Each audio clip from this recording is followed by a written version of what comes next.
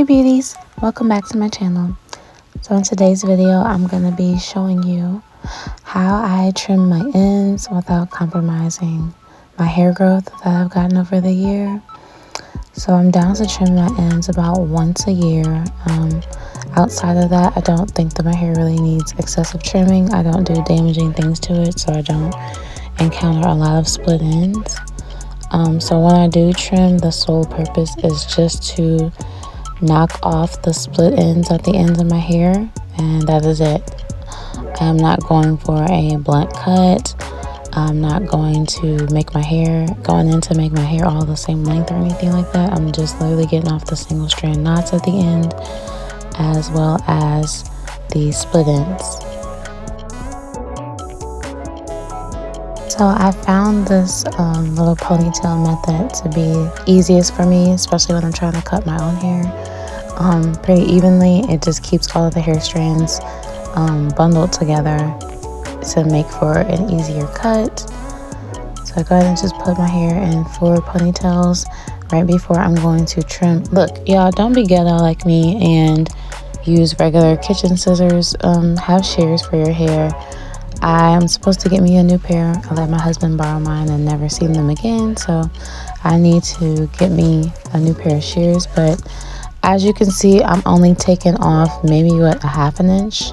I'm only taking off what needs to be taken off, the split ends that are at the very end of my hair.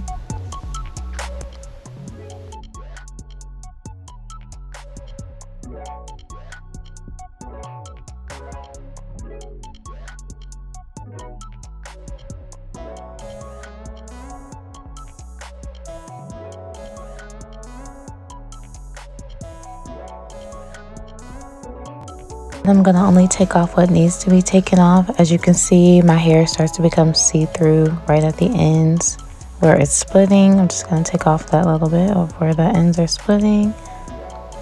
Dusting is what we used to call this. I do feel like there's a new culture of like a way of giving a trim to the hair now. Like most of us see the hair videos where the girl just gets the straight blunt cut across all of her strands, and all of her strands are made even to be like the same length and whatnot. That is a haircut. That is not necessarily the way to trim your hair for split ends. It is an official haircut. And so if you have a different agenda, like to grow your hair out like I do for myself, cutting an inch or more each time you cut your ends is not really necessary unless you have very damaging ends. So I'm going to show you in just a second how my hair looks in the back and how it's not necessarily all even and all the same length. But like I said, again, I think that that's very natural for hair. All of your hair strands are in a different stage of their hair strand life and their journey. And so all of them are going to be doing their own different thing.